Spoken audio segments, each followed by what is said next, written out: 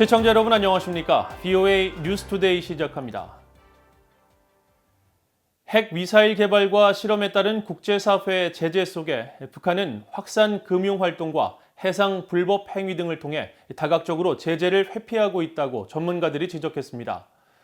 전 유엔 대북제재위원회 전문가 패널은 현행 유엔 안보리 대북결의 이행의 실효성을 높이는 것이 중요하다며 미국과 유럽연합의 제3자 제재, 즉 세컨더리 보이콧 활용을 방안으로 제시했습니다. 첫 소식 지다겸 기자가 보도합니다. 윌리엄 유콤 전 대북제재위원회 전문가 패널은 19일 미국의 민간단체인 코리아 소사이어티가 대북제재 이행 현황과 개선 방안을 주제로 개최한 화상 행사에 참석해 중국, 러시아 등 62개국이 유엔 안보리 대북제재 결의를 위반한 사례가 250건에 이른다고 지적했습니다. 이어 이 같은 배경으로 제재 이행을 위한 국가적 역량과 자본 부족, 아프리카 등 과거 북한의 지원을 받아온 국가들의 정치적 의지 부족, 중국과 러시아의 정치적 계산 등 다양한 배경을 제시했습니다. 그러면서 세컨더리 보이콧, 즉 제3자 제재 이행으로 제재 집행이 결여된 국가들이 제재 이행을 하도록 유도할 수 있다고 밝혔습니다.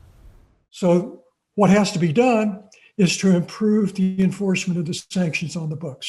That's where it becomes very important to recognize that member states, particularly key ones like the United States or like the EU collection, can do much more with secondary sanctions.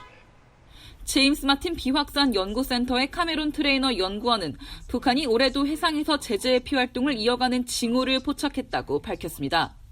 특히 지난 1월부터 이달까지 북한 국적 유조선들이 외국 항구에 기항하지 않는다는 점을 발견했다며 이를 통해 북한 유조선이 불법 선박간 환적 등 불법 행위를 하고 있다고 설명했습니다.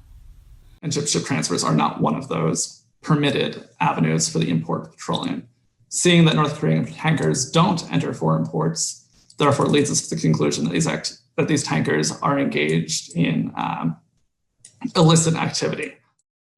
영국 합동군사연구소의 달리아 돌지코바 연구원은 북한이 핵 생화학무기 개발과 생산 획득에 사용하는 자금이나 금융 서비스를 제공하는 행위인 확산 금융활동을 위한 모든 기회를 활용할 것이라고 밝혔습니다.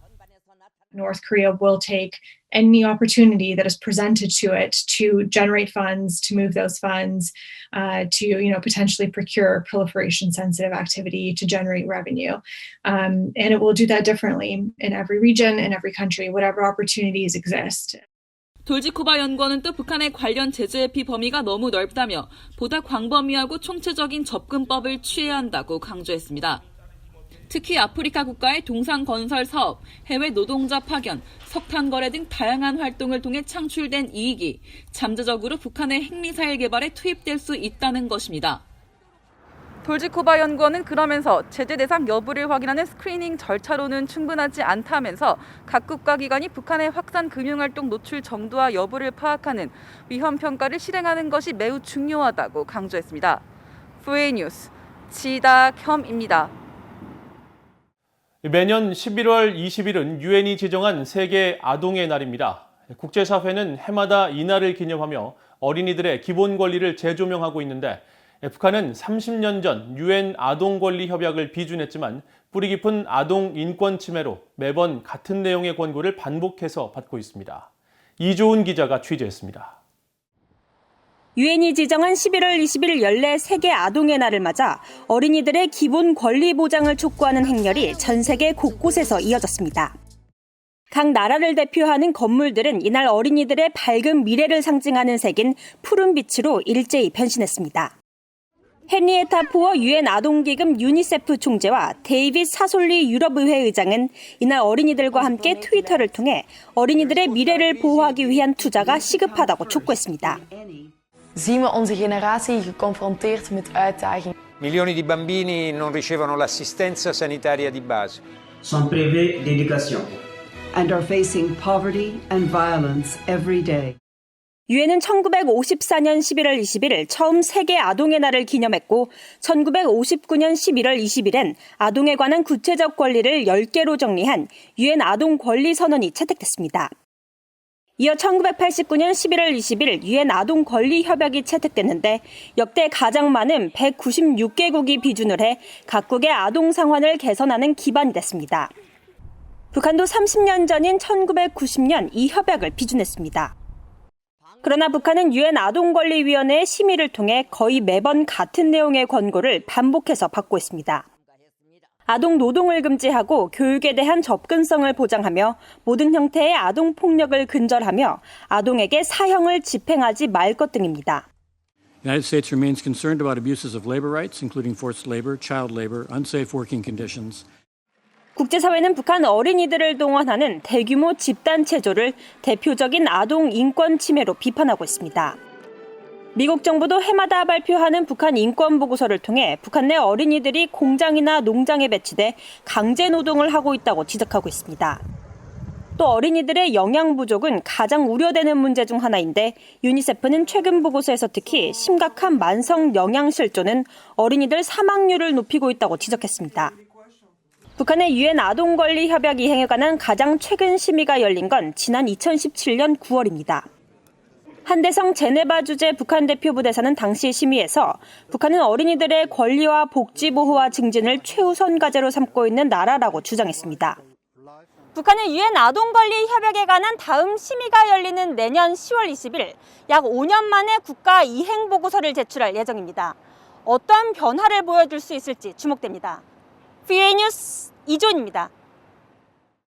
북한 인권 문제를 담당했던 미국의 전직 관리들이 미국의 북한 인권 개선 노력을 상징하는 북한 인권 특사 임명을 촉구했습니다. 로버타 코엔 전 국무부 인권 담당 부차관보는 VOA와의 인터뷰에서 미국 정부 주도로 국제적 성과를 거둘 수 있었던 북한 인권 특사를 4년이나 공석으로 둔 것은 트럼프 행정부의 큰 실수라면서 북한 인권 특사는 북한 인권 관련 논의를 유엔 무대로 확대하고 한국과 북한은 물론 일본, 중국과의 외교 대화로 이끌 중요한 자리라며 시급히 임명해야 한다고 지적했습니다. 로버트 킹 전 국무부 북한 인권 특사도 지난 몇 년간 미국은 북한 인권에 충분히 주의를 기울이지 않았다면서 북한 인권법 재승인안이 상하원을 모두 통과하고 대통령 서명까지 된 만큼 북한 인권 특사 임명은 선택이 아닌 법에 따른 의무라고 강조했습니다. 미국의 인권 전문가들은 지난 2014년 절정에 달했던 북한 인권 개선 압박과 성과가 미국과 한국 등의 부재로 구심점을 잃고 표류하고 있다면서 특사 임명을 통해 미국이 북한 인권 문제 해결에 주도권을 잡고 국제사회가 행동에 나설 수 있도록 독려해야 한다고 지적했습니다. 도널드 트럼프 대통령이 말레이시아가 주관한 아시아 태평양 경제협력체 APEC 화상회의에 참석해 신종 코로나 바이러스 대응과 세계 경기 회복 방안에 대해 논의했다고 백악관이 밝혔습니다.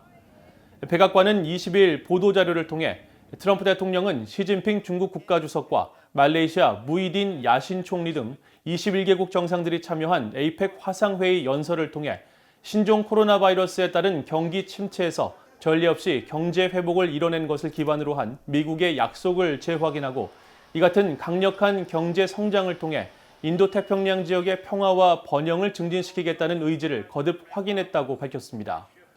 또 트럼프 대통령은 회의에서 국가 간 자유롭고 공정한 무역 기조를 향후 20년간 APEC의 주요 의제로 삼을 것을 약속한 APEC 푸트라자야 비전 2040에 대해 지지를 보내고 안전하고 효과적인 신종 코로나 바이러스 백신의 성공적 개발 등 미국의 글로벌 보건 리더십 역량도 강조했다고 설명했습니다. 아시아 태평양 지역 정상들은 이번 회의에서 신종 코로나 바이러스 감염증 극복을 위해 보건, 경제 협력 강화 등의 내용을 담은 2020 쿠알라룸푸르 선언을 채택했습니다.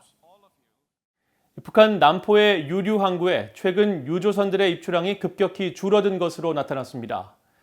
VOA가 1일 단위 위성사진 서비스 플래닛 랩스를 통해 지난 8월 20일부터 3개월간 북한 남포의 유류 항구를 살펴본 결과 구름 등에 가려 선박 입출항 모습이 확인되지 않은 날을 제외하고 이 기간 동안 모두 15척의 유조선이 포착됐습니다. 이는 지난해 같은 기간 이 항구를 드나든 유조선 26척에 비해 약 10척가량 줄어든 것으로 전체적인 유조선들의 운항 횟수가 감소한 것입니다.